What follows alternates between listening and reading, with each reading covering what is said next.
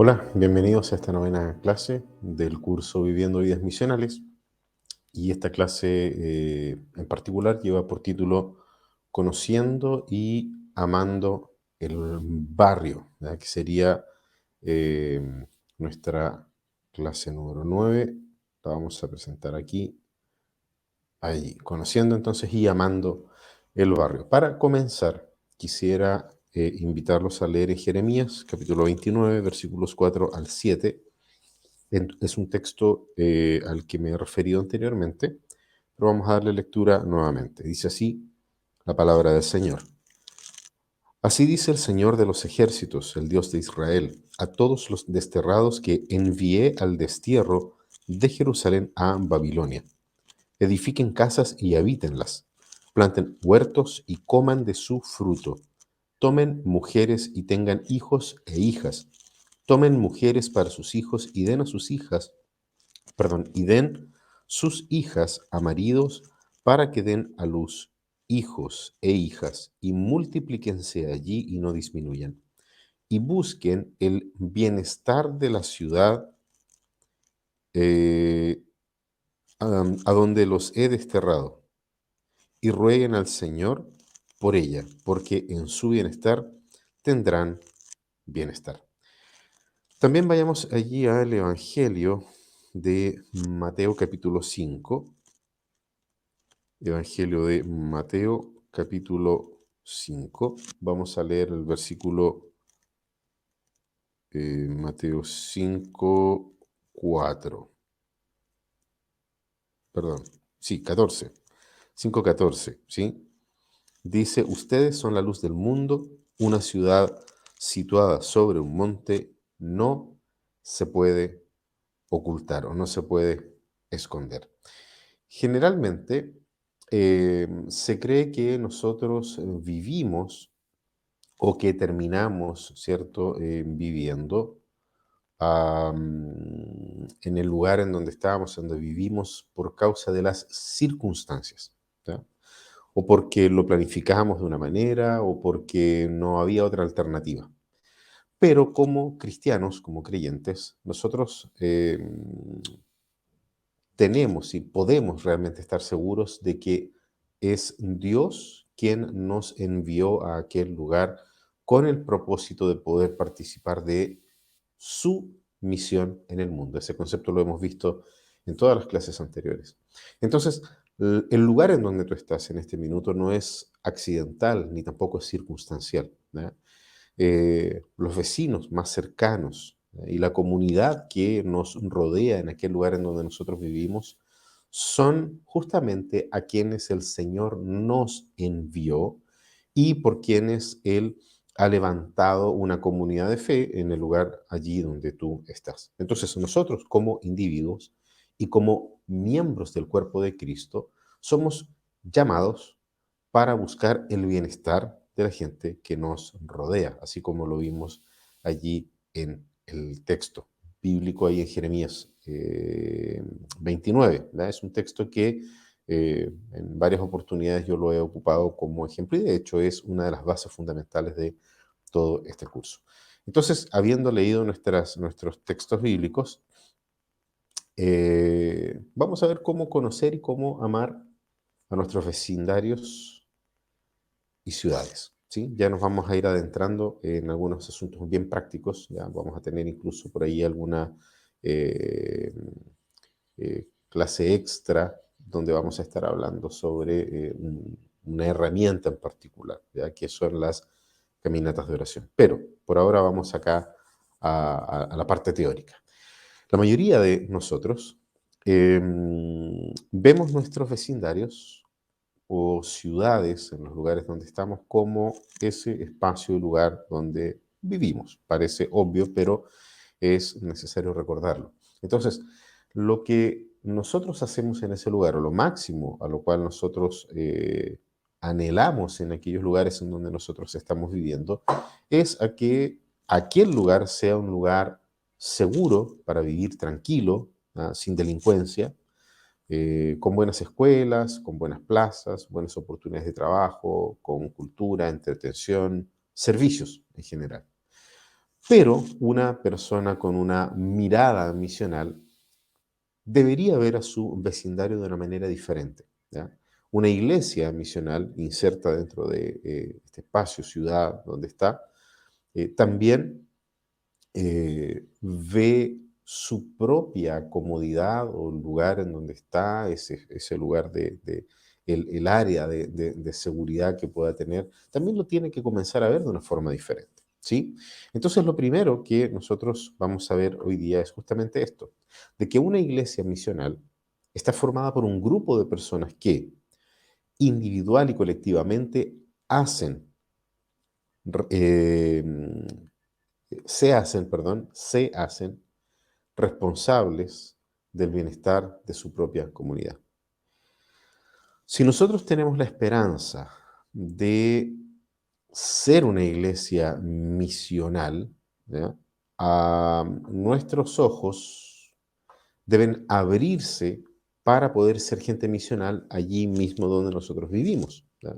Esto comienza con la calle, la cuadra o la manzana allí donde vivimos. En el caso de los que vivimos, por ejemplo, en condominio o algo así, deberíamos tener ese lugar como una mirada, o ver ese lugar con una mirada misional. ¿Por qué? Porque ciertamente en este esquema que nosotros veíamos al principio, en las primeras clases, este es nuestro primer campo misionero, es el campo misionero más inmediato, ¿sí? Y esta forma de verlo, esta forma de pensarlo, nos va a llevar después al resto del barrio, pueblo, ciudad, en fin, a otros lugares de actividad residencial, comercial o lo que nosotros realmente quisiéramos alcanzar. Eso no quita el valor que tienen las misiones transculturales para una iglesia comprometida con las misiones. Entonces, vamos a ver aquí ahora cómo nosotros buscamos lo mejor para nuestra ciudad, ¿sí? Habiendo tenido ya esta idea principal, entonces veamos ahora de qué forma nosotros podemos buscar eh, lo mejor, a propósito de lo que leíamos recién ahí en Jeremías.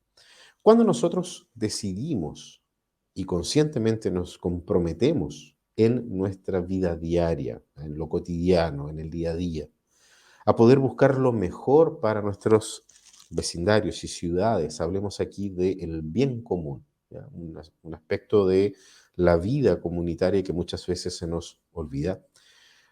La vida florece no solamente para nosotros, ¿ya? Sino que también para aquellos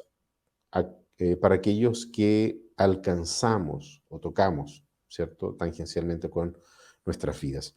No importa cómo lo logramos y aun si parece, digamos, parece distinto a lo que planeamos, ¿ya? Muchas veces planificamos mucho, lo vimos en algunas clases anteriores, eh, pero al final y a la larga, todas aquellas cosas que nosotros hacemos tienen, ¿ya? Un potencial significativo en la comunicación del Evangelio para las personas. No son el Evangelio debe ser anunciado y predicado.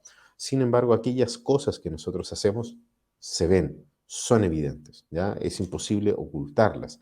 De hecho, el texto bíblico que leímos allí en Mateo apunta justamente a eso, ¿ya? Apunta al hecho de que eh, todo lo que nosotros desarrollamos, las buenas obras que nosotros hacemos, ¿ya? El buen desarrollo de nuestra vida, una vida cristiana, una vida piadosa, en fin, todas aquellas cosas necesariamente van a mostrar, van a reflejar la luz de Cristo en nosotros. Por eso Jesucristo dice, una ciudad en una colina no se puede ocultar. Más adelante, en el capítulo 6 de Mateo, claramente nosotros vemos cuál no debe ser la forma de hacer estas cosas, de desarrollarnos en nuestro entorno, ya que Jesucristo condena justamente la motivación del corazón al hacer las cosas o al tener una vida de piedad, oración, ayuno, buenas obras.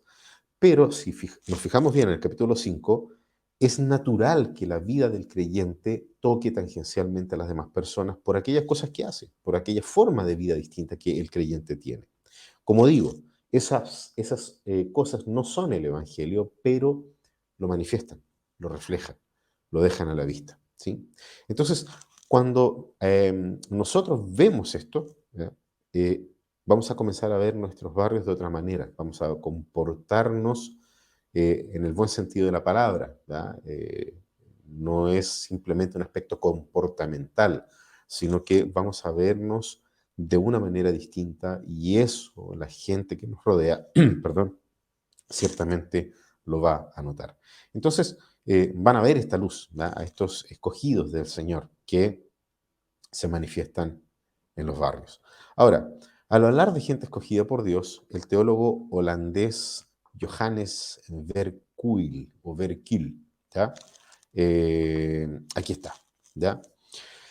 Dice lo siguiente: al escoger a Israel, pueblo de Dios, ¿cierto? Como representante de toda la humanidad, Dios nunca apartó sus ojos del resto de las naciones. Israel fue una minoría llamada para servir a la mayoría.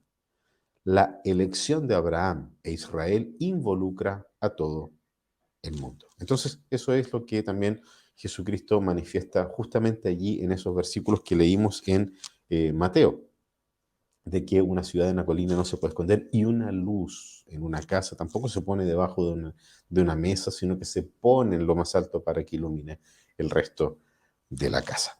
Entonces, vamos aquí a ver cómo nosotros podemos eh, conocer gente y suplir necesidades. Muchas veces se confunden estas dos cosas o estos dos conceptos, entonces es necesario poder darles una mirada a la luz de la Escritura. Como pueblo misionero de Dios, los enviados, aquel pueblo de Dios, aquel pueblo escogido de Dios, a nosotros nos incumbe permanentemente el hacernos preguntas misioneras. ¿Ah? Y algunas de las preguntas misioneras que deberíamos hacernos sobre nuestro vecindario o el lugar en donde vivimos, la ciudad, el pueblo donde nosotros estamos, podrían ser las siguientes.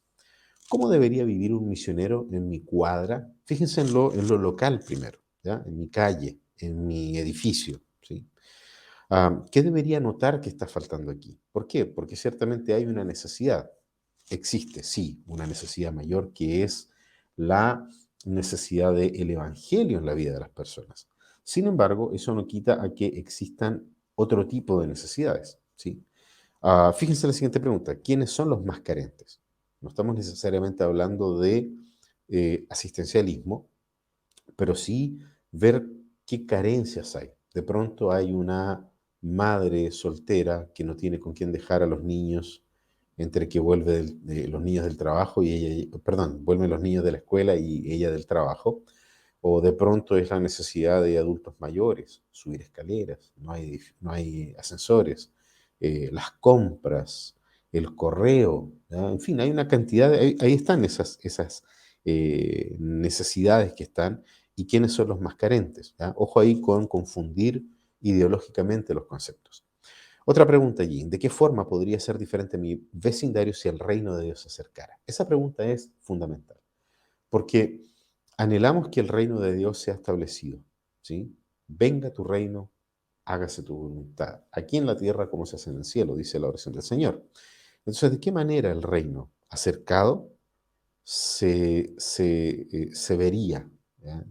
Mi barrio bendecido, o mi barrio, o mi edificio, mi condominio, mi calle, se podrían ver transformados por ese acercamiento del reino? Y otra pregunta que puede también, o podríamos nosotros hacernos, es la pregunta sobre cuáles serían esas buenas noticias para mis vecinos aquí y ahora.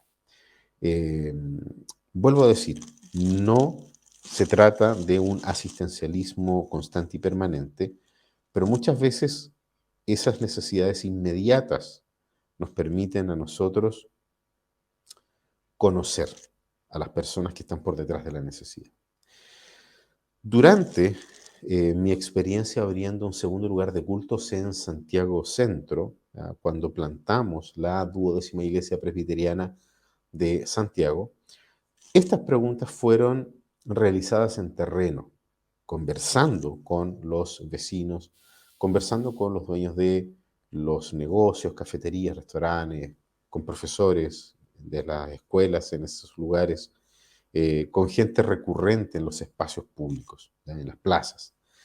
Y esa información que logramos recoger fue contrastada con estudios sociológicos que fuimos encontrando sobre ese mismo barrio. Estudios de impacto social, por ejemplo, para la construcción de torres de altura con departamentos y también la oportunidad que tuve de poder participar en un conversatorio sobre el barrio que queríamos alcanzar allí en Santiago Centro. Entonces realmente nosotros fuimos movidos por Dios ante la respuesta que nos dieron los vecinos y sus verdaderas inquietudes. En este libro, El Renacer de la Pasión, de la Fundación por el Renacer de la Pasión, esto es para los que tal vez conocen más Misión Operación Urbana, MOU, ¿ya? Sacaron este libro.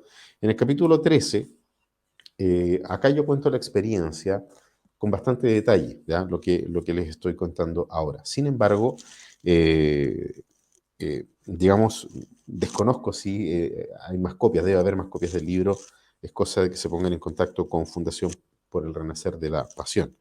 En este lugar o en este capítulo que les mencionaba, yo cito a Rosario Carvajal, ¿ya? Rosario Carvajal era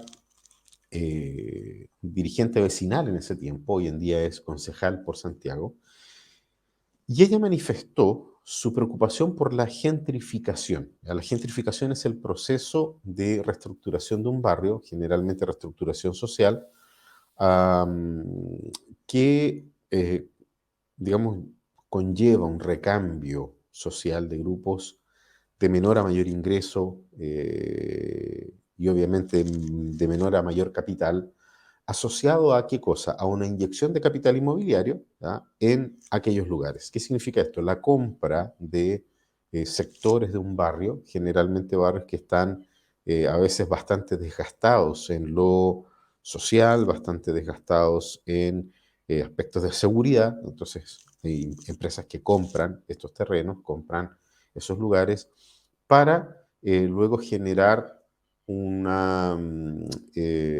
transformación, ¿verdad? De la mano de las autoridades, transformación en términos de recursos, en términos de seguridad, y entonces se transforma incluso visualmente. ¿Por qué? Se, digamos, derriban casas, se demuelen lugares y se construyen torres eh, de edificios, ¿ya? Que es lo que ha estado pasando en el centro de Santiago durante muchos años. Entonces ella estaba preocupada por ese proceso de gentrificación que estaba sufriendo el barrio Yungay, Brasil Yungay. ¿Por qué? Porque con ello, según lo que nos contaba Rosario, se está destruyendo la vida barrial. Fíjense en este detalle. Ella colocó como ejemplo que, y aquí leo lo que ella mencionó, donde antes vivía una familia numerosa en una casa grande, ¿ya? Con grandes habitaciones, salas de estar, patio, proyectos de vida superiores a 20 años, hoy se levanta un edificio con departamentos de 50 metros cuadrados, incluso algunos menos, donde las familias no pueden proyectarse más de 3 años, ya que al crecer la familia el espacio no sirve y deben mudarse a otro lugar, irse a otro barrio. ¿Qué es lo que dice ella más adelante? Necesitamos llenar el barrio de familias que quieran ver, nacer, crecer y casar a sus hijos. O sea, proyectos de vida bastante mayores a los que realmente se podría llegar a tener en los barrios hoy. A mí me parece, y eso lo conversé tanto con ella como con otras personas, a mí me parece que los primeros en estar haciendo familia en ese barrio deberíamos ser los que creemos en la familia como Dios lo establece en su palabra. Lamentablemente, nuestros jóvenes dentro de las iglesias han sido seducidos por narrativas que les dicen que no es bueno tener hijos, ¿ya? Antes de cumplir con una serie de objetivos, licenciatura, magíster, doctorados, ¿sí? Eh, no es bueno traer hijos a un mundo inestable. ¿Para qué traer sufrir a un hijo a un mundo inestable? Mejor primero asegura tener tu casa, tu profesión bien establecida, en fin, todo ese tipo de narrativas que manifiestan cosas que no son malas en sí. ¿Ah? El tema es los órdenes de prioridad que les vamos dando. Am, Instamos incluso nosotros dentro de las iglesias a que nuestros jóvenes primero aseguren su futuro académico, aseguren su futuro material, aseguren futuro económico, cuando realmente sabemos de que ninguna de estas cosas, por buenas que puedan ser, nos asegura ningún tipo de futuro. ¿Ya? Y eso se está viendo y es algo que va a golpear la iglesia de aquí a poco. ¿Ya? Gente cesante con magíster, doctorados, pero que están sin trabajo. Entonces, hemos permitido que esto ocurra, ¿ya? Y no hemos hecho nuestra obra, nuestro trabajo, que en base a lo que leímos en Jeremías, se trata de construir familia, nosotros construir, generar puntos de riqueza, ¿por qué no? Negocios, negocios locales, para poder justamente dar aquella seguridad que la familia necesita y al mismo tiempo ir realizando un crecimiento familiar de la iglesia, y que nos puede ayudar a mostrar cómo los vecinos lo hacen, por qué los vecinos están tan tranquilos en medio de una crisis global, por qué existe alegría en el corazón de una persona en medio de una situación compleja, en la propia pandemia, por qué el vecino canta alabanzas. Esas son las preguntas que los vecinos deberían hacerse en torno a nosotros. ¿Ah? Entonces, de nuevo, pensemos en Mateo. Si somos una ciudad sobre una colina o somos la lámpara que ilumina toda la casa, eh, es justamente ese brillo el que debería marcar la pauta de vida en el barrio. ¿Ya? Marcar un ritmo, marcar una presencia presente de los hijos de Dios dentro de nuestros entornos.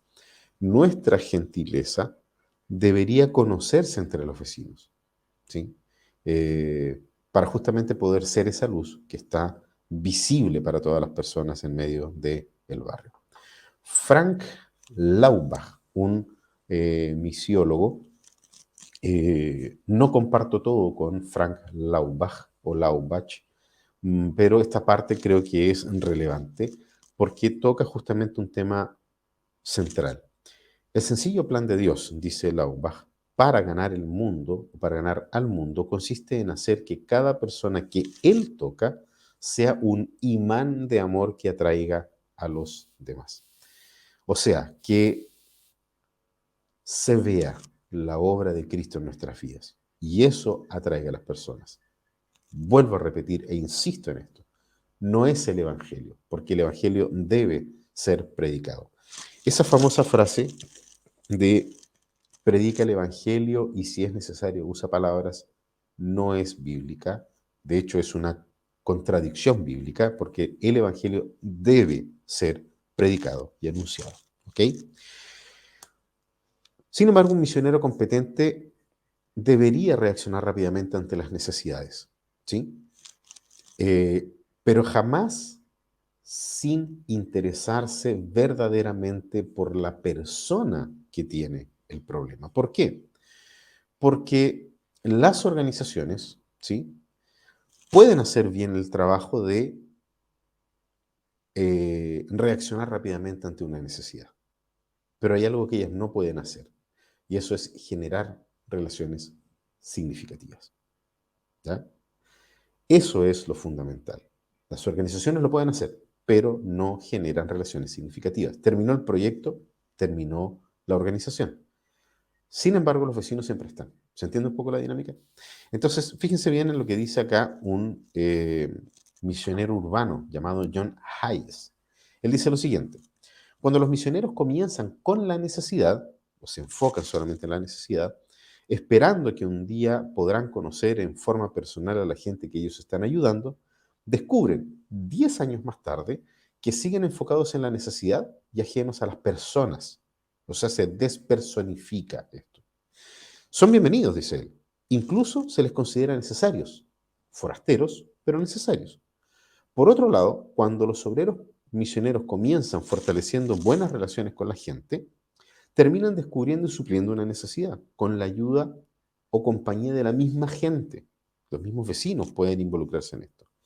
El trabajo normalmente comienza muy lentamente y tal vez eso es lo que más frena a realizar este tipo de obra, ¿ya? Porque el trabajo es muy lento, no impresiona tanto como cuando se comienza supliendo la necesidad, ¿sí?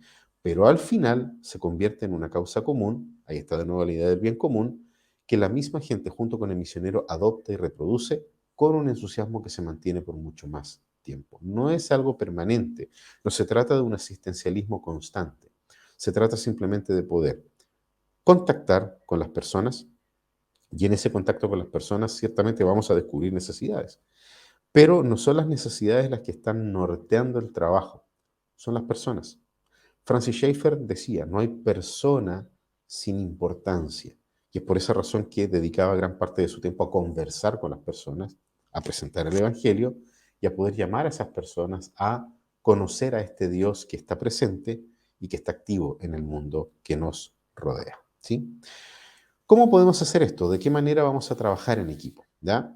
Lo primero que nosotros tenemos que tener claro es que la iglesia no es el reino de Dios. ¿Sí? Pero ella sí es un instrumento o una entidad dentro del reino de Dios. Es indispensable que nosotros entendamos quiénes somos y podamos asumir el rol de siervos en el reino de Dios. Nosotros somos la expresión tangible de lo que Dios siente por el mundo. Es la iglesia la que está allí para hacer ese trabajo. Muchos cristianos se ven muy abrumados porque consideran que no tienen los suficientes talentos, no tienen los suficientes dones o no tienen las suficientes experiencias para poder ayudar a otras personas. La buena noticia para ellos es que ninguno de nosotros tiene todas esas respuestas. Tampoco tiene todos los recursos ni puede generar todas las soluciones. Y esa es una de las razones que hacen tan colorida, diversa y creativa a la comunidad cristiana. En el libro Desarrollar comunidades vibrantes de Peter Block y John Knight, ellos dicen lo siguiente. Nosotros comenzamos mirando el vecindario como un baúl de tesoros. Al abrir el baúl y exhibir cada uno de los tesoros y ver su singularidad, el valor de estas riquezas se multiplica. Piensa en la calle que vives. Considera los hogares a ambos lados de tu casa, desde el más cercano hasta el que está en la esquina. Piensa en los hogares que están en la vereda del frente. Nos asombraría si realmente conociéramos los dones y talentos que la gente que vive en esos hogares, sin mencionar los recursos que hay dentro de sus habitaciones. Aquí hablamos de recurso humano, de las personas que están en esos lugares, que habitan en esos lugares, que son nuestros vecinos. Entonces, fíjense, una comunidad competente, ¿ya?, se construye alrededor de los dones de su gente y nosotros, los cristianos, somos los primeros en tener una visión real de lo que es tener dones para el beneficio común. Nosotros sabemos qué es lo que es un don, ¿sí? Pero un don no es necesariamente un don hasta que él es dado y sabemos que es el Espíritu el que da esos dones, ¿ya? Hay talentos, hay cosas dando vueltas por allí, ¿sí? Antes de ser dado, ese talento, ese regalo de Dios, es solamente eh, una especie de caja bonita con una envoltura linda guardada en un cajón. Es como ser una especie de recipiente vacío, ¿ya? Está allí. Pero los dones tienen que ser identificados, y ese es el llamado al que hago en este minuto. Los dones deben ser identificados y utilizados no solo para crear una comunidad competente, sino para crear una familia funcional que es la iglesia. Ese es el tipo de familia que ha descubierto su capacidad de producir para sí misma y en conjunto con una comunidad competente y todo lo que se necesita para una verdadera buena vida, ¿verdad? Una vida que satisface, ¿verdad?, las necesidades. Fíjense bien, dejamos de verlo como asistencialismo y pasamos a verlo como una familia funcional, gente que se colabora y se ayuda unos con otros. Entonces, fíjense, la tragedia de una familia disfuncional o un vecindario disfuncional, familia disfuncional aquí en el sentido de barrio, de comunidad, ¿ya? La tragedia aquí es que los dones potenciales de sus miembros jamás sean descubiertos ni sean puestos a disposición del bien común. Entonces, el camino para nosotros poder amar nuestros vecindarios, amar nuestras ciudades, podría ser el comenzar como una búsqueda del tesoro, como lo veían los autores que mencionábamos recién. Al abrir nuestros ojos y nuestros oídos a través de la oración, arriesgándonos a conocer a otros y ofreciendo nuestras propias vidas en servicio, nosotros vamos a pasar a jugar un rol significativo en el futuro bienestar de nuestra ciudad y de nuestro barrio. ¿Por qué? Porque vamos a estar llamando a las personas a conocer realmente a quién es el dador de todas estas cosas, que es nuestro Dios, y ciertamente con ello poder ir generando cambios reales, cambios significativos, que es lo que Dios nos permite dar. Cuando veamos en esa clase extra que les hablaba, la caminata de oración, vamos a ver aspectos totalmente prácticos de todo lo que vimos en esta clase en particular. Así es que los espero en la siguiente clase y que Dios los bendiga. Que estén muy bien. Chao.